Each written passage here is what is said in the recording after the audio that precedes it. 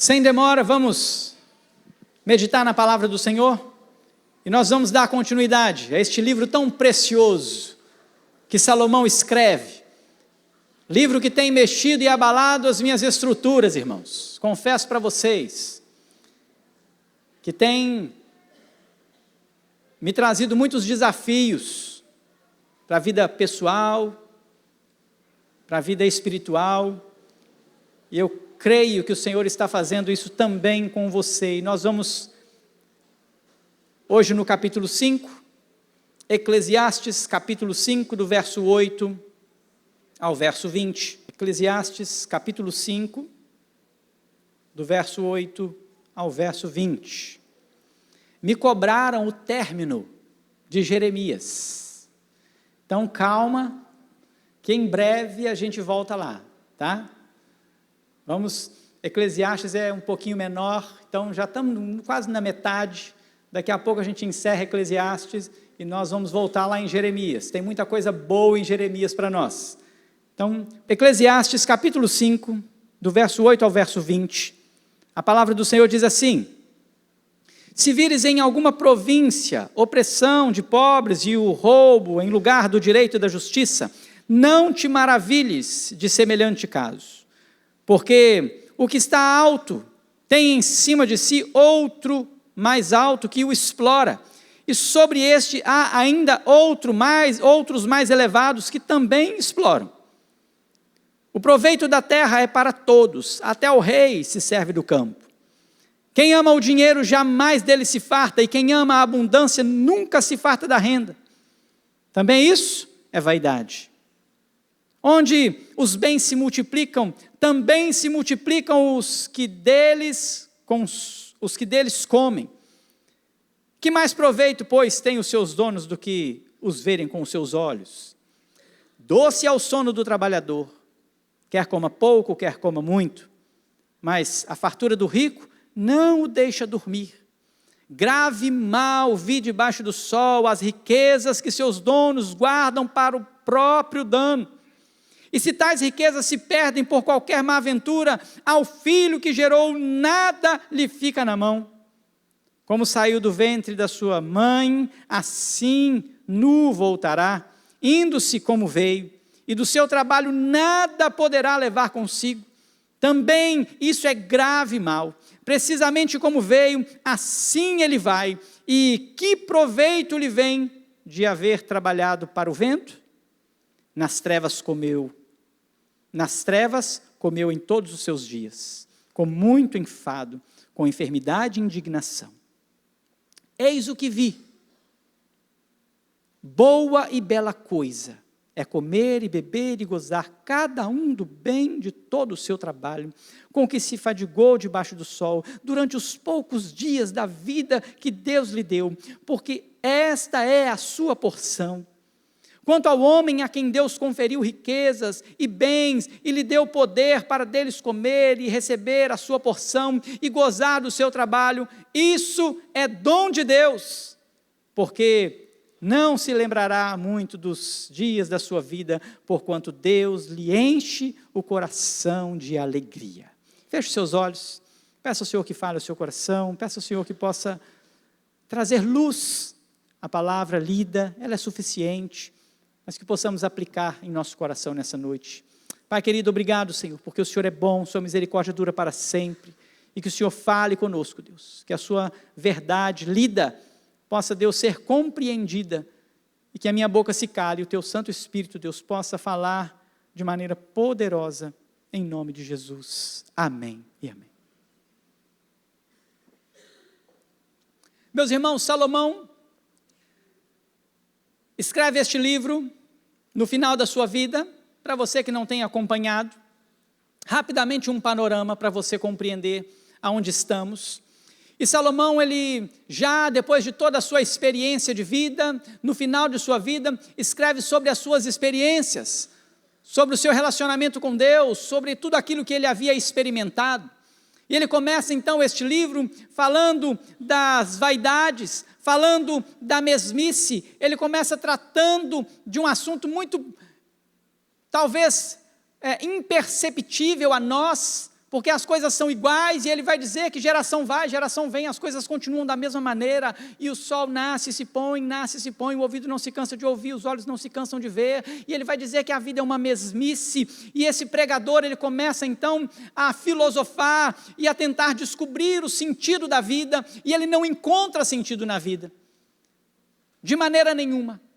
Ele começa a buscar as satisfações. No capítulo 2, ele vai buscar todo tipo de satisfação, e ele vai experimentar de todas as coisas que o mundo pode lhe oferecer, e ainda assim ele não encontra nada que possa satisfazer a sua vida e a sua alma.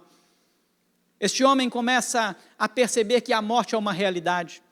Ele começa a entender que a sabedoria e a estupidez, no final das contas, são a mesma coisa, de que vale ter uma parede cheia de diplomas e ter vivido uma vida cheia de estudos e enfadonhos, se quando você morrer, você vai para o mesmo lugar do que o estúpido. Apesar de ele tentar trazer o equilíbrio, onde ele vai dizer que a sabedoria é excepcionalmente melhor. E ele então vai olhar para esta vida, e ele vai olhar para essa vida e vai dizer, olha, o que nos resta é a morte.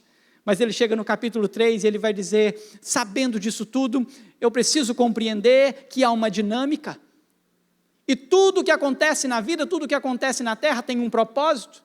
E há um propósito para todas as coisas debaixo do sol. Então, preciso lembrá-los que debaixo do sol é aquilo que Salomão olha para esta terra, desconsiderando Deus, desconsiderando o poder de Deus, a grandeza de Deus e o agir de Deus na terra. Então, quando ele olha para esse mundo puro e simples, na sua caminhada humana, natural, ele vai dizer assim, olha, essas coisas debaixo do sol, elas são todas vaidade, correr atrás do vento, mas o Deus Todo-Poderoso, e quando ele começa a considerar o Senhor, ele vai mostrar que Deus tem um plano, e que neste plano cabe a nós temer ao Senhor. E ele então vai começar a dizer para a gente parar de perder tempo. E ele ensina para a gente que a gente tem que parar de perder tempo. E ele traz no capítulo 3, a partir do verso 9, e ele vai dizer que a gente precisa desfrutar do trabalho, que o trabalho é uma bênção. Ele vai dizer que a gente não pode, no verso 11, tentar descobrir as coisas ocultas de Deus, coisas que nós tentamos fazer constantemente, tentar descobrir aquilo que Deus não revelou para a gente. E gastamos tempo nessas coisas. Ele diz, para de perder tempo com essas coisas. Para de querer ser justiceiro. E ele começa a dizer, para de querer fazer justiça, porque nós temos um Deus justo, aquele que faz a justiça necessária. E ele vai finalizar ali o capítulo 3, onde ele vai dizer para a gente que a gente precisa ser alguém simples e não queremos ser melhores do que os outros. Quando ele chega no capítulo 4, ele vai falar então das tribulações. Então, olha como que é interessante a linha de raciocínio. A vida é uma mesmice, eu tive busca de satisfação em todas as coisas, não encontrei, eu percebi que a morte é uma realidade, eu então agora entendi que o tempo está determinado, o Senhor determinou o tempo para todas as coisas, ninguém pode fugir das determinações de Deus, mas ele então olha para a terra e fala assim, a terra tem um grande mal. Ele começa o capítulo 4 mostrando as tribulações que há nessa vida, as tribulações que há neste mundo, aonde ele vai tratar aqui de alguns pontos que, na minha concepção, e ao estudar, e nós vimos isso aqui quando estudamos esse texto, ele traz aqui os princípios que são fundamentais da tribulação do homem. Quando ele traz as opressões, no capítulo 4, nos primeiros versos, quando ele vai falar da inveja, no verso 4, quando ele vai falar então da preguiça, e quando ele vai falar da ganância. Problemas que tomam a sociedade, que tomam a humanidade, e que faz com que, por causa destes problemas, dessas tribulações, a gente enfrente diversas coisas em todas as áreas da vida, trabalho, família, vida pessoal, relacionamentos, em todas as coisas. E ele então começa a tratar isso, e ele vai resolver esse problema, dizendo que esse problema resolve-se com relacionamento, com bons relacionamentos. Quando você tem duas pessoas, e serem dois é melhor do que um. Quando você se relaciona melhor com seu irmão, quando você é cooperador com seu irmão, quando você é companheiro do seu irmão, quando você se une com o seu irmão e você tem mais resistência, e quando você vive uma vida de humildade. E quando ele termina o capítulo 4, ele sai deste ambiente e ele vai para o templo no capítulo 5. Templo que seu pai deixou para ele construir, porque Deus disse para Davi que Davi não seria aquele que construiria o templo. mas que Deus levantaria o seu filho, e Salomão veio, e Salomão então foi aquele que construiu o templo. Deus deu essa dádiva para ele, essa graça para ele ser aquele que construiu o lugar de Deus, a morada de Deus, onde a arca de Deus estava presente, onde Deus se manifestava no meio do seu povo. Salomão foi um homem privilegiadíssimo, e quando ele olha para o templo, ele viu as pessoas oferecendo cultos amargos diante de Deus. E ele começa então no capítulo 5 a dizer, olha, cuidado como você se apresenta diante de Deus. Cuidado com os seus sacrifícios, cuidado com os seus cultos. Cuidado com as suas palavras, cuidado com as suas orações, que as suas palavras sejam poucas e que você cumpra os seus votos diante de Deus. Cuidado com os votos que vocês fazem. Deus não mandou vocês fazerem votos, mas se você fizer um voto, cumpra o seu voto. Você precisa cumprir o voto que você faz diante do Senhor. E Salomão então, depois de tratar da reverência ao culto, a presença de Deus, a pessoa de Deus, quando você ora, quando você lê a Bíblia, quando você entra em qualquer tipo de reunião de cristãos, seja num pequeno grupo, seja num culto familiar, seja aqui no templo, seja nos programas e eventos que a igreja propõe como culto, como celebração diante do Senhor, ele trata dessa reverência, e depois que ele trata dessa reverência, ele chega então na sociedade. Ele volta os olhos para a comunidade, ele volta os olhos para o ser humano de forma geral, e ele agora vai tratar de assuntos aqui preciosos, porque ele vai falar de governo. Ele vai falar de governo, mas ele também vai falar do amor ao dinheiro, e ele também vai falar do sustento de Deus, das dádivas de Deus, e por isso eu quero falar sobre esse assunto com você nessa noite: poderes, riquezas e o cuidado de Deus. Esse é o tema que eu quero tratar aqui com você nessa noite. E quando eu olho para esse tema, eu preciso olhar para a nossa vida, olhar para o nosso mundo, para a nossa realidade e pensar com você como nós estamos quando tratamos de governo. E eu quero deixar muito claro que eu não tenho partido. Eu não sou partidarista, não sou nem de direita nem de esquerda, meu partido é Jesus. Eu cumpro o meu papel como cidadão e eu voto com consciência, mas eu não tenho partido. Só para isso ficar muito claro.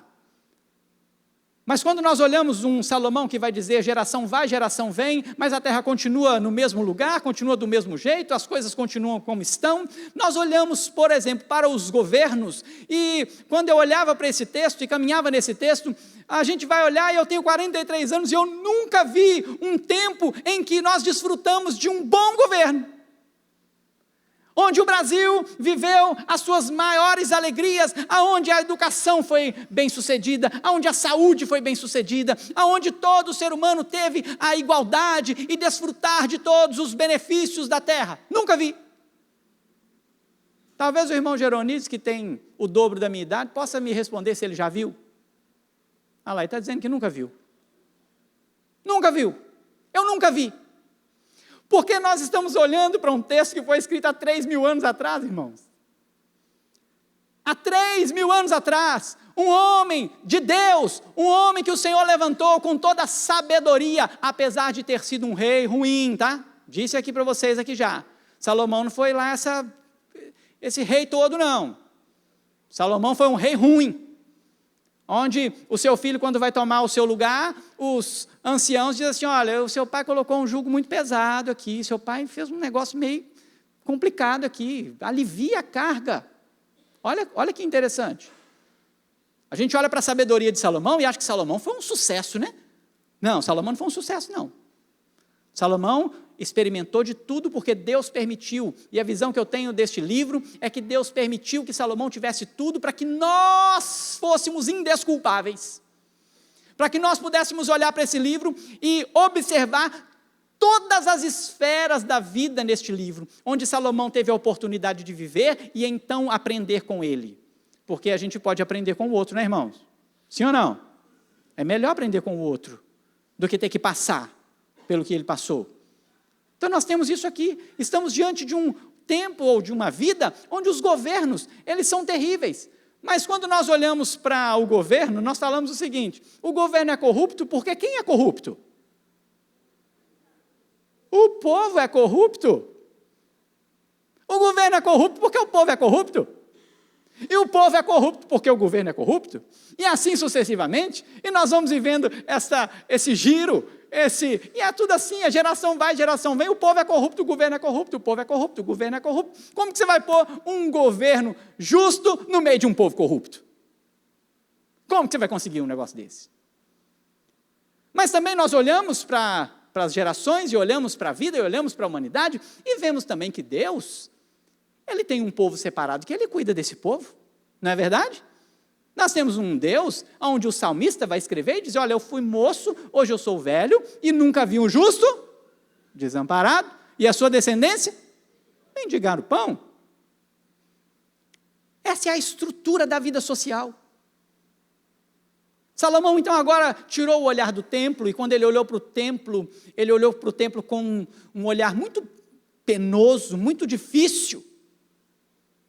E ele sai dali, agora olha para a sociedade, e ele vê todas essas coisas. E ele começa, então, falando de um sistema de governo. Observe comigo, verso 8 e o verso 9. O texto diz assim, se vires em alguma província opressão de pobres e roubo em lugar de direito e da justiça, não te maravilhes de semelhante caso. Ele está dizendo assim, se não te maravilhes, a expressão talvez melhor para ser usada aqui, seria, não fique espantado. Se você vê em alguma província, se você observar nas cidades que você passar, e você vê que há opressão, se você vê, e ele já tinha tratado um pouco disso, no capítulo 4, onde ele diz que ele vê a opressão, e a opressão ele vê aqueles que choram, as lágrimas dos que choram sem que possam ser consolados, mas agora ele vai tratar aqui de governos, onde ele vai dizer assim, não se espante, isso é normal, dentro de uma natureza caída. O homem cai, e a maldade, ela vem no mundo, e você não precisa ficar espantado, é assim mesmo. E ele começa a dizer, então, que no lugar, então, onde você vê um desse, onde tem uma pessoa fazendo isso, porque o que está alto tem acima de si outro mais alto. Então ele começa a falar aqui de um conchavo de pessoas, ele começa a falar aqui de um sistema de governo cheio de injustiça e de maldade, onde a corrupção está atrelada a uma pessoa aqui embaixo, outra pessoa mais em cima, outra pessoa mais em cima, e isso não acaba. E você tem um fluxo de pessoas injustas e más e corruptas na terra. E repare comigo, quando nós olhamos a corrupção, e você tem uma pessoa corrupta, ela tem alguém em cima dela que está abraçando ela, que também é corrupta. Então, esse corrupto, ele vai oprimir o que está abaixo dele, ok? Salomão está dizendo isso aqui.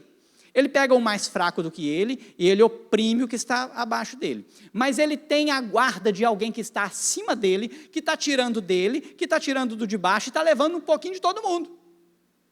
E acima dele tem outro, que está tirando um pouquinho do de baixo, que tira um pouquinho do de baixo, e tira um pouquinho lá do de baixo.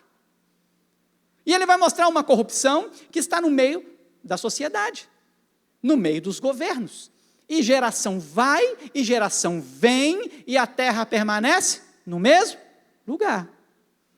Ela continua do mesmo jeito. Mas Salomão apresenta um governo que deveria ser o governo ideal. O verso 9, e esse texto é muito interessante porque vários comentaristas que eu olhei aqui, eles falam a mesma coisa, parece haver uma desconexão entre o verso 8 e o verso 9, parece que eles não andam juntos, mas as traduções e os comentaristas vão chegar à mesma conclusão, de que o que Salomão está dizendo aqui é a respeito de um governo que deveria ser o governo ideal, aonde todos comem do mesmo lugar, aonde o governo, ele não usurpa da terra para comer sozinho. Então ele vai dizer no verso 9 que o proveito da terra é para todos. Todas as pessoas deveriam usufruir da terra. Todas as pessoas deveriam comer aquilo que a terra produz. Inclusive quem? O rei. Inclusive o governo. Então, o governante, Salomão diz assim, olha, o governo ideal deveria ser como? Você tem um governante que então ele faz com que toda a produção da terra, tudo aquilo que esta cidade produz, tudo aquilo que estes homens produzem, seja para o bem, tanto do povo, quanto do rei. Esse deveria ser o governo ideal. Então Salomão, ele começa a olhar para a sociedade e ele diz assim, mas não se preocupes, não te espantes, apesar de ter um governo ideal, apesar de ter alguém sempre que vai buscar essa justiça, no meio dos governantes, irmãos, tem gente boa?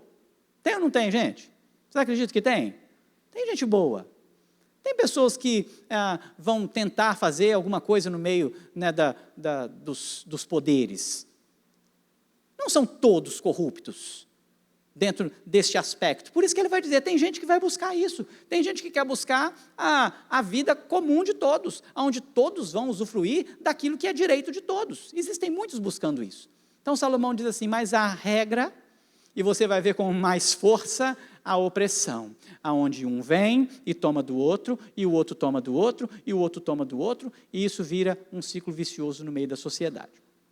Mas pense comigo, quando ele termina de falar sobre o governo, ele começa a falar agora de pessoa para pessoa. Ele começa a falar do cidadão comum, e ele vai começar a falar de agora de alguém que ama o dinheiro. Então, em primeiro lugar, ele apresenta um sistema de governo corrupto e um sistema de governo que deveria ser o ideal. Mas ele mostra que essa corrupção, ela está por causa do que acontece com o homem. Então, segundo lugar que Salomão vai apresentar aqui, é os males do dinheiro na vida do homem. A corrupção vem por causa do amor ao dinheiro.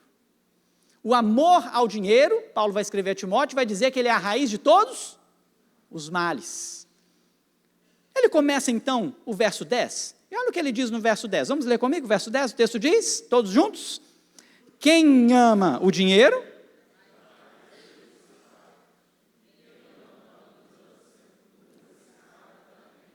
olha que interessante, segura aqui, segura aí, olha como que esse texto é interessante, ele está falando do amor, ele está falando de alguém que ama dinheiro, ele está falando de alguém que ama renda.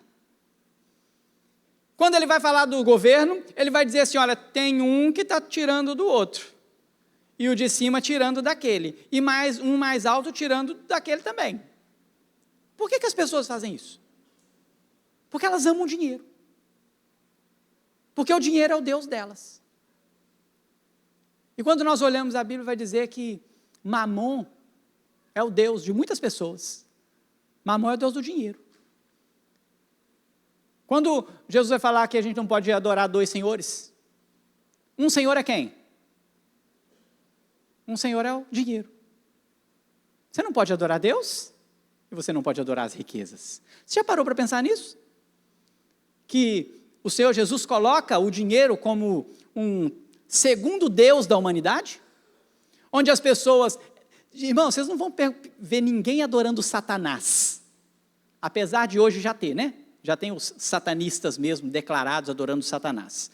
Mas Jesus não falou para assim, não pode adorar dois senhores, ou vocês adoram a mim ou vocês adoram Satanás. Jesus não falou isso, Jesus falou assim, ou vocês me adoram ou vocês adoram o dinheiro. O dinheiro é um Deus. E Jesus falou, vocês não podem amar o dinheiro, vocês não podem adorar o dinheiro. E o dinheiro então traz males. E eu queria trazer aqui 5 males aqui, ó, que Salomão apresenta para a gente. O primeiro é que quem ama o dinheiro jamais se farta dele.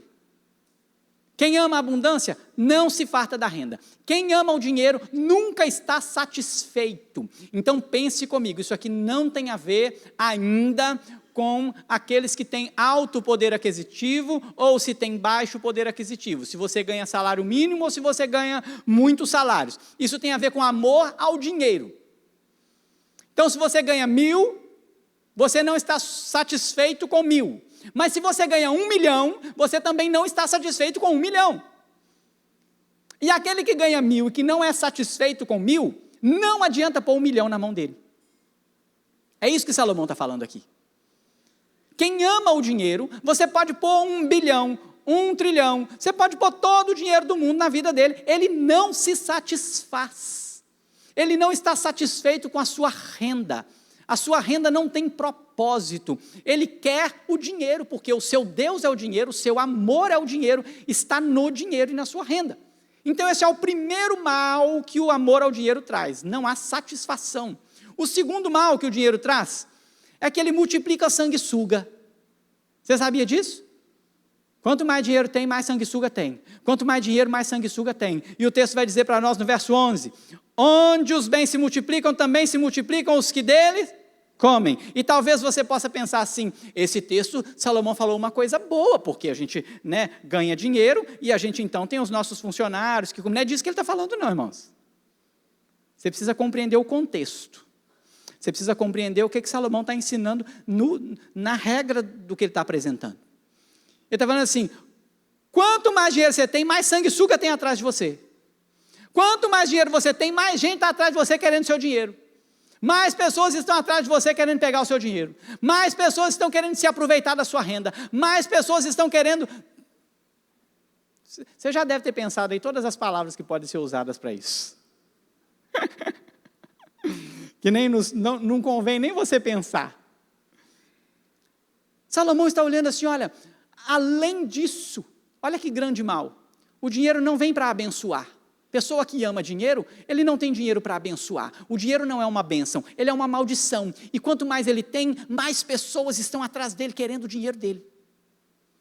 Mais pessoas estão atrás dele querendo usurpar o dinheiro dele. Vou dar um exemplo muito simples para vocês. Nós temos uma igreja com uma estrutura muito boa. Esse templo é muito bonito, não é, irmãos? Não é muito bonito? As pessoas entram aqui, elas acham lindo. É muito bem arrumado, muito bem gostoso aqui dentro. E quando você precisa fazer um certo tipo de serviço, a pessoa que chega para fazer o serviço, você sabe o que ela olha? Ela olha e fala assim, opa, esse lugar aqui tem o quê? Tem dinheiro. Se o serviço custa 10, ele vai cobrar quanto? Aí você faz sua conta aí. Por quê? Porque as pessoas, elas querem sugar. Elas não são justas. Tem sempre alguém querendo sugar. As pessoas, elas medem você pelo carro que você tem. Você é tratado num hotel, dependendo do carro que você chega lá no hotel. Em Belo Horizonte é muito costume as pessoas anotarem a placa, o ano e o modelo do seu carro quando você entra em determinado restaurante. Você sabia disso? Se você já foi em um bom restaurante em Belo Horizonte, se não foi, vá. É muito gostoso, mas eles vão perguntar, o ano do seu carro é qual mesmo? É tal. Tá bom. Eles anotam lá. Isso sobe lá, você é tratado pelo carro que você tem, irmão. Já pensou? Chego de Uno lá, não como nada, não como nem uma pelanca. O Uninho não vai me dar direito a nada. Salomão está dizendo que aonde o dinheiro chega, a maldade é tanta que as pessoas querem usurpar. E ele vai dizer que os seus donos, os donos dos bens, o que eles querem é se fartar daquilo que eles veem. As pessoas que têm dinheiro e que amam o dinheiro, o amor ao dinheiro, tá, irmão? Estou falando de amor ao dinheiro. Não é só ter dinheiro, é amar o dinheiro. Faz com que as pessoas façam como em Lucas capítulo 12, aquele homem que destruiu os celeiros, colheu lá todo o seu fruto, construiu um celeiro maior e colocou ali as coisas do seu celeiro e falou assim, agora minha alma vai comer, beber, regalar, e agora eu vou ficar tranquilo pro resto da minha vida. Aí o Senhor aparece para ele e fala o quê? Louco, essa noite pedirão sua alma. Essa noite você vai morrer. Mas os olhos daquele homem se fartava do quê? Ou não se fartava do que viam, mas ele amava, e ele vai dizer isso aqui, olha. Que proveito, verso 11, parte B. Que mais proveito, pois, tem os seus olhos do que os verem? Eles querem ver com os olhos. Ele quer ajuntar aquilo num grande celeiro e dizer, olha o tanto que eu tenho. Pessoas que amam o dinheiro fazem essas coisas. É um mal do amor ao dinheiro. E aí, terceiro mal, você não dorme. Verso 12. Aquele que ama o dinheiro não dorme. E o texto vai dizer assim, doce é o sono do trabalhador, quer coma pouco, quer coma muito. Mas a fartura do rico não o deixa dormir. Grande mal vi debaixo do sol, as riquezas que seus donos guardam para o seu próprio dano. Quem ama o dinheiro não dorme, irmão. Quem ama o dinheiro está preocupado em ganhar mais dinheiro, ou está preocupado se vai perder o dinheiro que ganhou. São duas preocupações que não deixam dormir. E eu torno a dizer que quando eu olho para o que Salomão está dizendo, isso precisa ser avaliado em todas as esferas. Ele está falando aqui de um homem rico guardando riquezas, mas irmãos, tem gente que com o pouquinho que tem não dorme por causa daquele pouquinho, daquela miséria que tem. Tem R$1.000 lá no banco, está sem dormir por causa daqueles negócios, não vale nada, você não faz uma compra no mês mais hoje, com R$1.000. Mãe infeliz não dorme, está preocupado com aquele negócio lá, e ele quer ganhar mais. Aí ele quer entrar nas negociações da bolsa aí, né? Quer ficar milionário. Ele entra naquelas páginazinhas do YouTube lá que vai ensinar a ganhar dinheiro. Ele vai, fica milionário, com 1.000 você fica milionário. O cara quer com R$1.000 ficar milionário. E ele começa a perder noite de sono para tentar fazer R$1.000 virar 1 milhão. Então ele perde noite de sono tentando ganhar, tentando ganhar, tentando ganhar, tentando ganhar. E ele perde noite de sono com medo de perder, com medo de perder, com medo de perder. E ele não dorme. Um grande mal, um grande mal. Amar o dinheiro, irmãos, é uma desgraça. É alguém que está totalmente separado da graça de Deus. E o dinheiro é o seu dono, a ponto de você não conseguir dormir, a ponto da pessoa não conseguir dormir porque tem medo de perder ou porque quer ganhar mais. Mas em quarto lugar, você tem aqui também, o texto diz assim: se tais riquezas se perdem por qualquer má aventura, o filho que gerou, nada lhe fica na mão. Aquele que ama a riqueza, quando ele perde, ele quer morrer. Sabe o que Salomão está dizendo? Ele não está falando de alguém que perdeu de maneira natural e conseguiu vencer porque perdeu. Está dizendo assim, olha, quando você tem um rico, ele está falando desse rico aqui agora. Se ele perde muito, ele quer morrer. Aí você já viu o pobre na enchente? Já viu o pobre na enchente? O pobre na enchente, ele dá aquela chorada, porque eu perdi tudo, mas você não tinha nada. Ele perdeu tudo, só que ele não tinha nada, irmãos. E olha como que Deus é precioso e como que Deus cuida da humanidade de maneira assim tão especial. Nós vivemos aqui, se não me engano, em 2020, uma enchente muito forte. Nós ajudamos, inundou uma parte ali do Morobá, e nós fomos lá, e foi muito feio, irmãos. O pessoal perdeu mesmo guarda-roupa, fogão, geladeira, o que tinha nas casas, iam entulhando ali na rua e tal. Irmãos, olha como é que Deus é gracioso. Eles não têm muito, eles não precisam de muito para viver. Se você voltar na casa deles, hoje o que eles tinham, eles têm de volta. E eles não morrem por isso. Agora você tem um rico, que a bolsa deu um tombo nele, e ele perdeu 10 milhões. Sabe o que ele faz? Ele ainda tem 10 para viver, mas ele perdeu 10. Ele quer tirar a vida, irmão. Porque ele perdeu 10. É disso que Salomão está dizendo aqui. E quando ele perde a vida, ele deixa o quê para quem? Ele não tem mais nada. Ele perde o sentido. Aí o filho, a sua geração, ela não tem o que receber dele, porque ela perde até o pai, ela perde até a mãe, seja aquele que está amando o dinheiro. Grande mal, grande mal. E o quinto e último lugar, o amor ao dinheiro traz uma riqueza sem propósito. E ele vai dizer assim, olha, como saiu do ventre da sua mãe, assim nu voltará, verso 15. Indo-se como veio, e do seu trabalho nada poderá levar consigo. E é interessante porque ele vai dizer assim, olha no verso 16, também isso é grave mal, precisamente como veio, assim ele vai. E que proveito lhe vem de haver trabalhado para o vento? Olha o verso 17, leia comigo, quero que você leia esse verso comigo. O texto diz todos juntos, vamos lá? Nas trevas.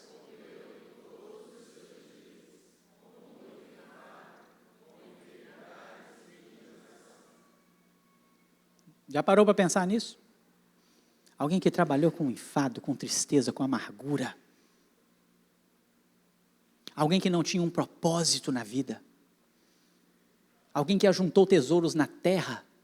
E quando morreu, o seu caixão não tinha gaveta. Irmãos, assim é com todos nós. Seja você ter pouco, seja você ter muito. Nós não podemos amar o dinheiro, nós não podemos amar as riquezas.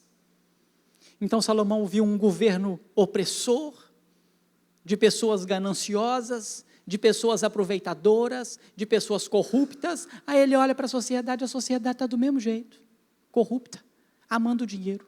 O dinheiro é o Deus deles. Aí Salomão, ele olha agora parece que ele deu uma girada, 360 graus, aí ele rodou e mudou tudo, e ele olha para o verso 18, e ele diz assim, eis o que eu vi. Olha o que é que ele viu, irmãos, o que é que ele viu? Vamos ler comigo, verso 18. Boa e bela coisa.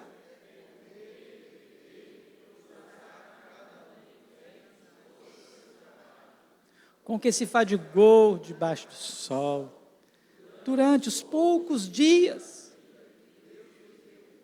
porque esta é a sua porção. Irmãos, olha que maravilha. Salomão começa a dizer assim, mas eu vi um negócio gostoso demais. Eu vi uma coisa muito boa. Eu vi e eu experimentei.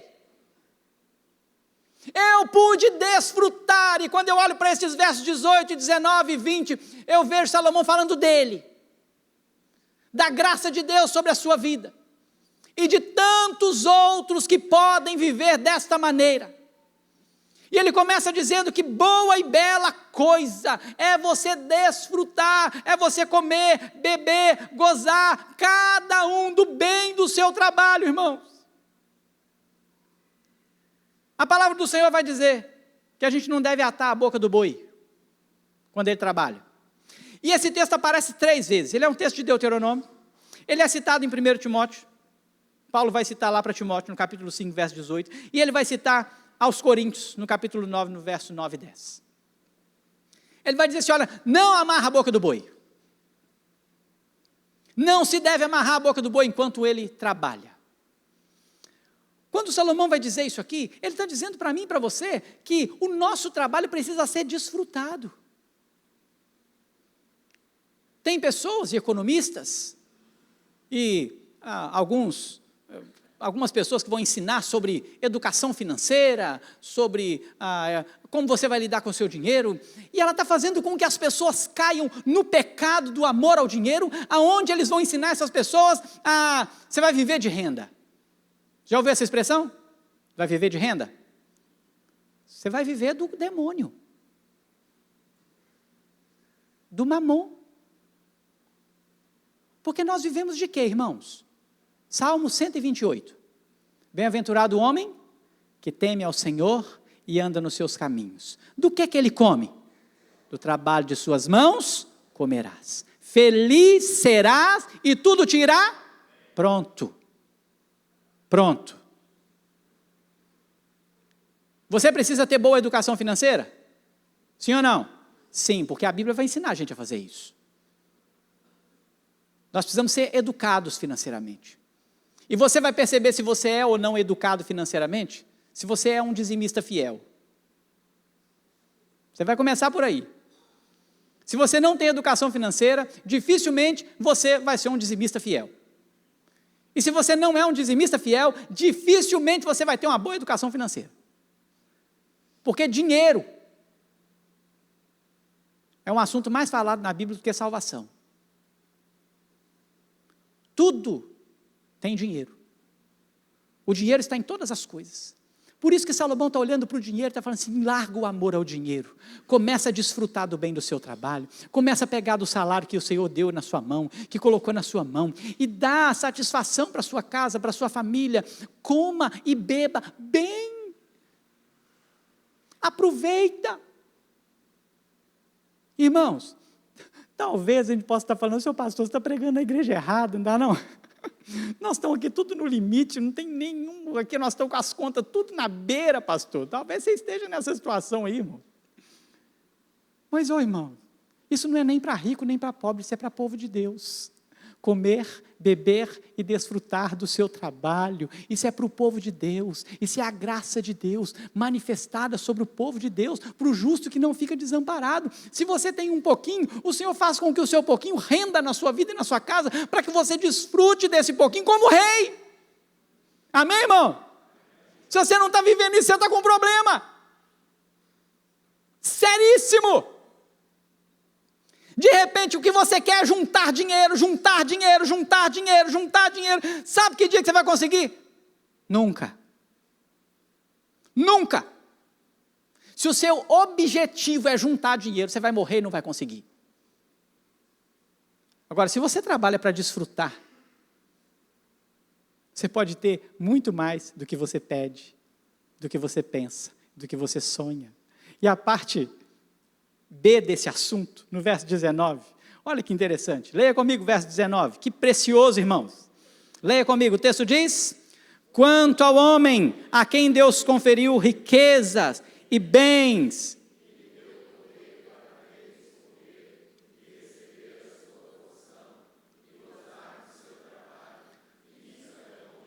isso é o que, irmãos? Irmãos, que graça é essa, irmãos? É dom de Deus, é glória de Deus. Há pessoas, então preste atenção, e isso não é para todo mundo não. Tem pessoas que Deus deu o dom de serem ricos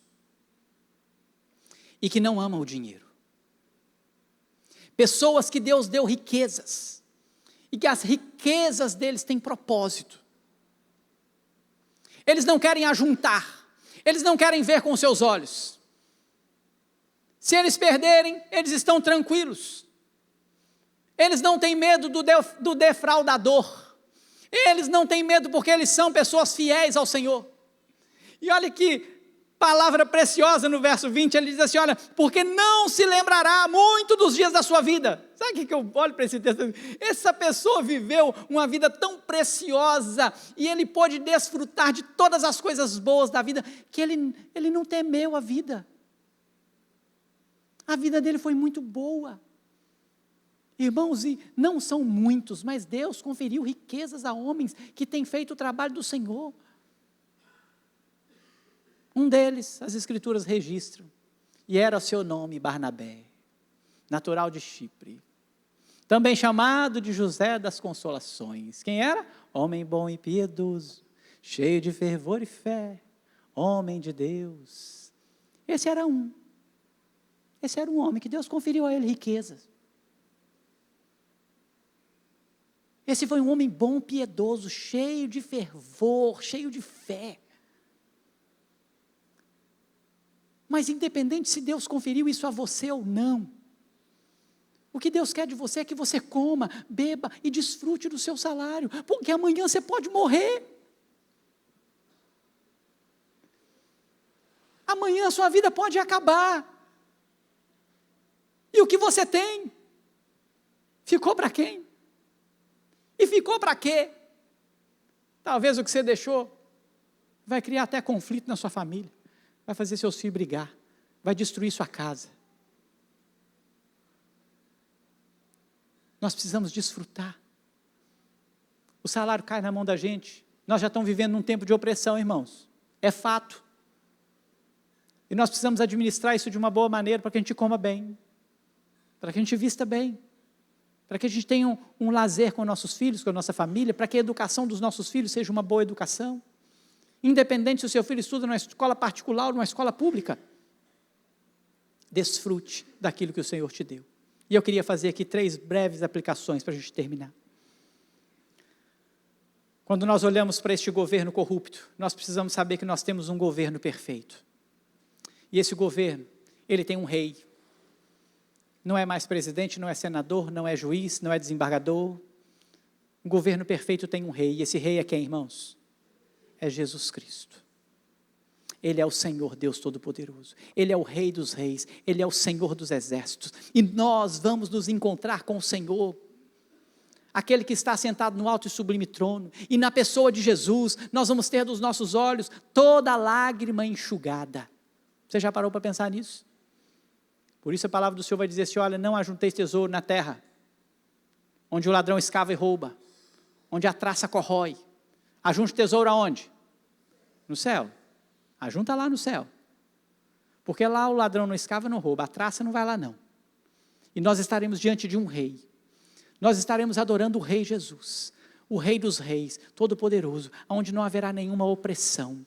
Aonde, irmãos, nós estaremos servindo com justiça e equidade.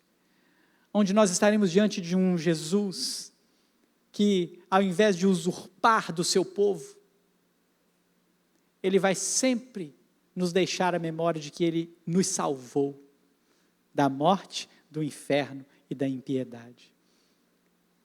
Irmãos, nós veremos Jesus. Amém? Você vai ver Jesus, meu irmão? Vou ver Jesus. E quando eu ver Jesus, eu vou saber o que Ele fez por mim. Ele veio nesse mundo, servo sofredor. Ele entrou em Jerusalém montado num jumentinho. Aclamado, hosana ao Rei que vem, em nome do Senhor. Esse Jesus que subiu aos céus, hoje pela manhã foi lido esse texto, de Atos. Ele vai descer e vai buscar a sua igreja. E nós vamos subir e vamos morar com Ele. E nós cantamos aqui, Maranata, ora vem, Senhor Jesus. Esse é o nosso Rei, esse é o governo que esperamos. É deste governo que nós temos que temer enquanto estamos aqui. Porque se você não temer ao Senhor e não fizer como Salomão diz aqui no capítulo 5, prestar um culto com reverência ao Senhor, não se achegar diante do Senhor com toda a reverência que Ele requer de nós, irmãos, dificilmente você vai encontrar com Ele na glória. Mas se você fizer aquilo que Ele manda, guardar os seus mandamentos, os seus estatutos, você vai encontrar diante do Rei dos Reis, o Senhor dos Senhores, e Ele vai te governar para sempre. Amém? Você crê nisso? Segundo lugar, Jesus é o maior tesouro que nós podemos ter. Jesus é o bem mais precioso que nós podemos ter. Enquanto as pessoas estão amando o dinheiro, enquanto as pessoas não se fartam do dinheiro, enquanto elas não se fartam dos seus bens, enquanto elas estão com as sanguessugas debaixo delas ali, comendo do sangue delas, nós precisamos pensar que nós não precisamos disso, porque nós temos um Deus que é dono do ouro e da prata, nós temos um Deus que é o Todo-Poderoso, e um certo homem, Jesus conta uma parábola, onde um certo homem encontra um tesouro escondido, e então ele vai lá e vende tudo que tem, e ele compra aquele campo, porque aquele campo está o tesouro, e aquele tesouro é o reino de Deus, onde tem o Rei dos Reis, Todo-Poderoso, onde nós estaremos diante dele, o bem precioso. Isaías vai dizer que ele é a pedra angular, preciosa, essa palavra está lá em Isaías, preciosa pedra angular. Jesus é o bem mais precioso que nós temos. Enquanto você está correndo atrás de dinheiro, você podia estar correndo atrás de Jesus. Se você correr atrás de Jesus, você não tem o que perder. Se você correr atrás do dinheiro, você vai ficar correndo o resto da sua vida. Em terceiro e último lugar, Jesus é o bom pastor, e Ele não deixa nada faltar para os seus. O Senhor é meu pastor, nada me faltará. Ele me faz repousar em pastos verdejantes. Ele leva-me para junto das águas tranquilas. Ele refrigera a nossa alma, Ele guia-nos pela vereda da justiça por amor do seu nome, ainda que a gente ande pelo vale da sombra da morte, não temeremos mal nenhum, porque o Senhor está conosco, a sua vara e o seu cajado nos consola, Ele que prepara uma mesa diante de nós, na presença dos inimigos, Ele unge a nossa cabeça com óleo, o cálice transborda, certamente bondade e misericórdia nos seguirão, todos os dias da nossa vida, e habitarei na casa do Senhor para todo sempre. Que graça preciosa, nós temos o bom pastor, aquele que nos confere aquilo que nós precisamos, aquele que nos dá o salário para você comer e beber, aquele que te dá o sustento para vestir, por isso ele te pergunta assim, por que vocês estão ansiosos com que a vez de comer, de vestir, de beber, se o Deus Todo-Poderoso, que se eu sei que vocês necessitam dessas coisas, buscar em primeiro lugar, o reino de Deus, a sua justiça, e essas coisas vos serão acrescentadas. Você sabe o que tem faltado na vida da gente? Jesus, mais Jesus. Nós precisamos mais de Jesus do que de dinheiro, irmãos. Se você olhar para as suas finanças e achar assim, não, minhas finanças estão bem ruins, hein? Você precisa olhar e falar assim, Senhor, eu preciso mais do Senhor do que de dinheiro. Entra aqui na minha casa, Senhor. Dá um jeito aqui na minha vida. Me ajuda a ser justo com as minhas finanças. De repente você está cansado, trabalhando. Você não está precisando de férias, está precisando de Jesus. E quando você encontrar Jesus, Ele vai te dar descanso, aí você vai poder tirar boas férias. Aí você vai poder descansar nele. Você vai poder até dizer assim, olha, férias é um negócio muito bom. Nós precisamos de Jesus, para que Ele possa então ser o sustento da nossa vida. Porque se nós comermos do pão, nós seremos alimentados, e Jesus é o pão da vida. Aquele que come desse pão, ele não tem fome. Jesus é a água, e se você tiver sede, você bebe de Jesus, e você nunca mais terá sede. Salomão está olhando para a sociedade. E quando nós olhamos a estrutura bíblica, nós vamos perceber que o que nós precisamos é de quê, irmãos? É de Jesus. Nós precisamos de Jesus. Você não precisa de um presidente melhor, irmãos. Você não precisa de um prefeito melhor. Você não precisa de vereadores melhores. Geração vai, geração vem, e a terra vai continuar assim. Esse é o ciclo da vida. Porque este mundo é um mundo de corrupção. Este é o mundo que jaz jaz no maligno. Preste atenção nisso. Você está querendo viver uma vida boa no mundo caído? Como assim? Você está querendo viver uma vida de paz no mundo de guerra? Como assim? Você está querendo desfrutar uma coisa que esse mundo não tem para te dar? De repente você está olhando para os outros, a grama do vizinho vai ser sempre mais verde, e você vai estar sempre olhando para o outro, querendo ser igual ao outro, querendo aquilo que o outro tem,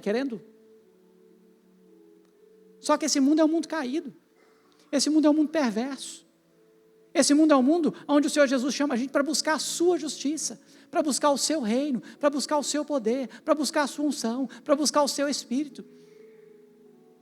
E quando nós fazemos isso, irmãos, nós temos todo o cuidado de Deus, porque Jesus vai dizer assim, olha, qual é o filho que pede o pai um pão e ele dá uma pedra? Qual é o filho que pede o pai um peixe e o pai lhe dá uma cobra? E ele fala assim, se vocês, homens ruins, maus, sabem dar boas dádivas aos vossos filhos, quanto mais eu, o Senhor Deus Todo-Poderoso, dono de todas as coisas, Criador do céu, da terra, do mar e tudo que neles há. O Senhor quer que você desfrute de coisas boas, irmãos, independente da sua classificação financeira, independente se você recebe um salário mínimo ou se você recebe muitos salários, independente se você é um trabalhador que começou a trabalhar agora, se você é um trabalhador que já trabalha há muitos anos, está perto da aposentadoria, ou aquele que já se aposentou e tem que usufruir da aposentadoria de um governo corrupto. Porque o que faz da sua vida, do seu salário, da sua mesa, uma mesa farta, não é a sua aposentadoria. Não é o salário que você recebe no final do mês. Quem faz a sua mesa uma mesa farta é Jesus Cristo. Ele é o Senhor que não nos deixa faltar. Ele é o Senhor que nos dá boas dádivas, que cuida dos nossos filhos. Você não tem que temer o que a escola está ensinando para o seu filho. Você tem que temer o que você está ensinando para ele. Se você não ensinar o certo para ele, se a escola ensinar o errado, o que vai acontecer? Ele vai aprender o errado. Agora ensina o que é certo para o seu filho. Ensina o seu filho no caminho que ele deve andar, como a Bíblia instrui. A hora que a escola virar para ele e falar assim, você pode escolher se você é menino ou menina, tá? Ele vai falar assim, sai fora, sou de Jesus, moço. Lá em casa nós temos Cristo, vocês podem falar o que vocês quiserem aí, professor. O homem veio do macaco, tá bom, você acha? Então tá bom. Fica lá na descendência do macaco, nós somos filhos de Deus. Esses dias, alguém me mandou uma prova, foi Felipe? O presbítero Felipe mandou uma prova. um menino respondendo uma prova. Vocês têm que ver, irmãos. Ele escreveu tudo aquilo que o professor precisava. Sobre a evolução, sobre a criação. Só que em cada resposta certa que ele dava para o professor, ele dava a resposta certa bíblica. E ele escrevia embaixo, mas eu creio assim. Ó, a resposta certa é assim. Para o professor, né? Mas eu creio assim. E ele colocava lá, gente, uma resposta desse tamanho para cada pergunta. Aquele menino pregou para o professor na prova que ele respondeu, irmãos. Porque nós não temos que temer. Nós temos um Deus Todo-Poderoso que cuida de nós, que sustenta a nossa vida. E eu queria orar por você. Coloque-se de pé. Você vai colocar a sua vida diante do Senhor. O mundo é de aflições, no mundo nós vamos ter aflições, mas o Senhor Jesus diz, tem de bom ânimo, eu venci o mundo. Talvez nós começamos aqui este culto, clamando aqui, nem fazendo a pergunta, por que está abatido a minha alma, por que te perturbas dentro de mim? Espera no Senhor, eu ainda o louvarei. Nós começamos este culto dessa maneira, e você vai terminar dessa maneira. Senhor, o Senhor é o meu sustento. Senhor, o Senhor é a minha dádiva. Senhor, o Senhor é o meu Deus. Senhor, eu não preciso amar nada além do Senhor. Não terás outros deuses diante de mim. O dinheiro não pode ser seu Deus. Seja ele pouco, seja ele muito. Sua casa, seu carro, seus bens, não pode ser seu Deus. Nós somos servos do Deus Todo-Poderoso, Jesus Cristo, dono do ouro e da prata. E um dia nós vamos morar na cidade santa celestial. As ruas de ouro, mar de cristal. Isso não é nada, nada comparado à glória de Deus, que será manifesta e vamos experimentar dela para toda a eternidade, ou por toda a eternidade. Coloque sua vida diante de Deus. Se você já tem vivido como este homem do verso 18, 19 e 20, louve ao Senhor. Fala, Deus, obrigado, Senhor, porque o Senhor tem me dado a graça de comer, de beber, de desfrutar do meu trabalho. Mas se o seu trabalho está sendo penoso, irmão, se o seu trabalho está sendo um trabalho de amargura, se o seu trabalho está sendo para juntar dinheiro e você não vê o dinheiro juntando, pede perdão para o Senhor, fala, Senhor, me ajuda, Senhor.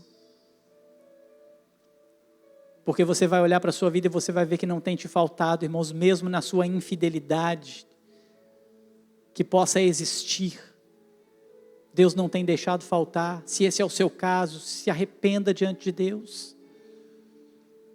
Se coloca diante dele e fala, Senhor, me perdoa, Senhor, porque o Senhor tem me dado muito mais do que eu peço, muito mais do que eu quero. Mas eu não tenho enxergado isso. De repente você é aquele que tem temido os governos. De repente você é aquela pessoa que tem sofrido por causa dos maus governos. Peça perdão ao Senhor. Descansa diante do Senhor, fala, Senhor, me perdoa porque eu tenho temido os maus governos, mas eu não sou governado por homens maus, eu sou governado pelo Senhor. O Senhor é aquele que me governa, o Senhor é aquele que governa a minha casa. O Senhor é o Deus justo que dá pão para todos.